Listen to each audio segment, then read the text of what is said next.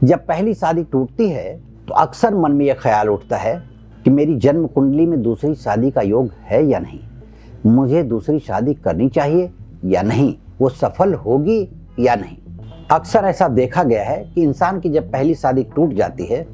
तो वह काफ़ी परेशान रहने लगता है, चिंतित रहने लगता है इस विषय को लेकर के कि उसकी दूसरी शादी उसकी जन्म कुंडली में है या नहीं, उसकी दूसरी शादी होगी या नहीं होगी, उसे शादी करना चाहिए या नहीं करना चाहिए। इस प्रकार के डिसीजन वो ले नहीं पाता। उसके माता पिता, उसके परिवार वाले अक्सर इस बात को लेकर के परेशान रहते हैं कि हमारे बच्चे का भविष्य क्या होगा। आइए जानते हैं इस बारे में ज्योतिष विज्ञान आपको डिसीजन लेने में कैसे मदद कर सकता है और इसका समाधान क्या है। नमस्कार, मैं ज्योतिषी आर्य सोनी पिछले 40 वर्षों से यंत्र मंत्र तंत्र रत्न दान दक्षिणा पूजा पाठ होम हवन जप तप के जरिए मैं लोगों की मदद करता आ रहा हूं।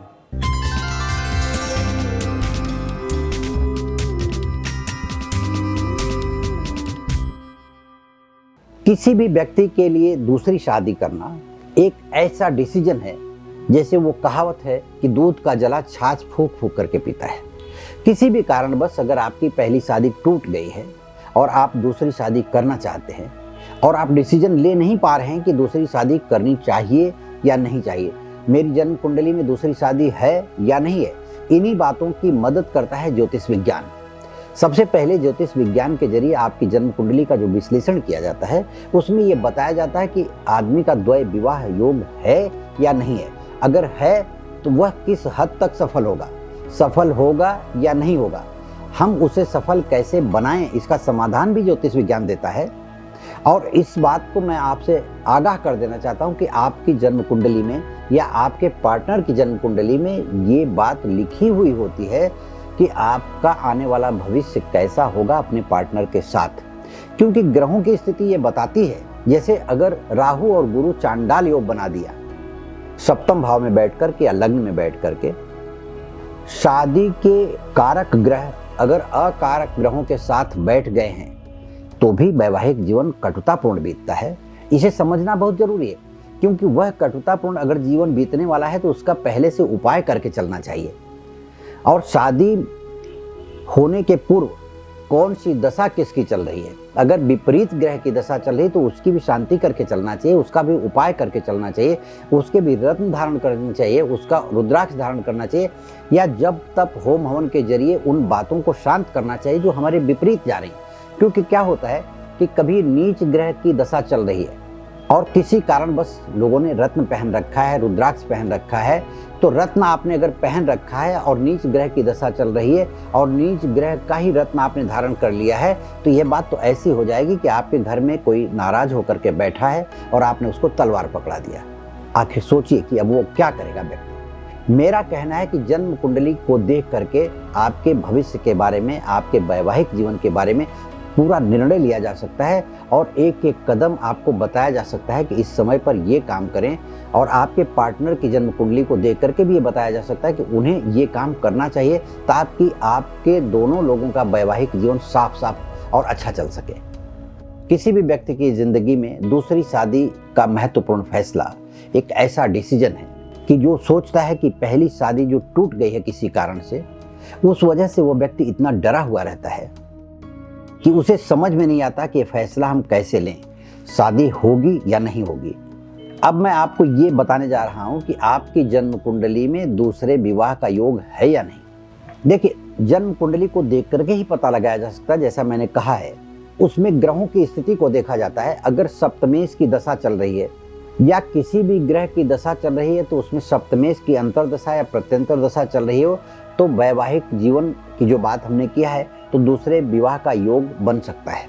और ऐसे में आपकी जन्म कुंडली के साथ साथ आपके पार्टनर की भी जन्म कुंडली का देखना अत्यंत आवश्यक है। अगर आपने कहा है, आपने सोचा है कि हमें शादी करना चाहिए और वो शादी सफल होगी या नहीं, यह बात तो आपकी जन्म कुंडली से भी पता चल सकता है और आपके पार्टनर के साथ आपकी जन्म कुंडली को मिलाकर के भी देखा जा सकता है कि दोनों की ग्रह दशाएं अगर एक साथ चल रही हैं, दोनों के ग्रह एक दूसरे को सपोर्ट कर रहे हैं, तब ये पता चलता है कि जैसे किसी को गुरु की महादशा चल रही है और किसी को चंद्र की महादशा चल रही है, तो दोनों एक दूसरे को सपोर्टेबल ग्रह हैं, एक दोनों के कारक ग्रह हैं, साथ देने वाले ग्रह हैं। किसी को शनि की दशा चल रही है और किसी को शुक्र की दशा चल रही है तो भी ये साथ देने वाले ग्रह हैं। लेकिन यहाँ ध्यान देना होगा कि शनि की दशा मार्केश की दशा ना हो। अगर मार्केश की दशा हुई तो वो साथ नहीं देगा। तीसरी बात यह है कि शादी में जो हमने बात किया था कि योग है कि नहीं, अब योग तो है, आपकी जन्म कुंडली में दूसरी शादी का योग तो है, लेकिन वो करना चाहिए या नहीं करना चाहिए, इसके लिए आपकी जन्म कुंडली के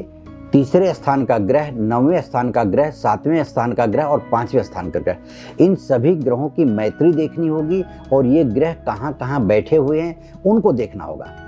और इसी के साथ में आपके पार्टनर की कुंडली आपके योग्य है कि नहीं, तो योग्यता को देखने के लिए उसका लग्न, आपका लग्न, उसका 7वां स्थान, आपका 7वां स्थान, इनमें किन किन ग्रहों की दृष्टि है और कौन कौन से ग्रह बैठे हुए हैं, इन सभी बातों का विश्लेषण करके ही बताया जा सकता है। जैसा कि मैंने कहा कि बिना जन्म कुंडली के विश्लेषण के डिसीजन लेना बिल्कुल ही गलत होगा। साथ ही आपके पार्टनर की जन्म कुंडली को देख करके ये पता लगाया जा सकता है कि वह जन्म कुंडली आपके योग्य है या नहीं, उसका साथ, आपका साथ जीवन में निभेगा या नहीं निभेगा। इन सभी बातों का विश्लेषण करने के लिए आपके जन्म कुंडली का होना आवश्यक है और यह व्यक्तिगत रूप से ही विश्लेषण किया जा सकता है। इस तरह का विश्लेषण करने के लिए आप हमसे संपर्क करने के लिए वीडियो के नीचे दिए गए लिंक पर आप क्लिक करें तथा हमारे वीडियो को लाइक करें, सब्सक्राइब करें और शेयर करें। इसी के साथ अगर इस तरह की समस्या आपके मन में उठ रही है, भाव उठ रहा है, तो नीचे दिए गए कमेंट बॉक्स में आप अपना कमेंट लिख करके, अपनी समस्या लिख करके मुझे भेजें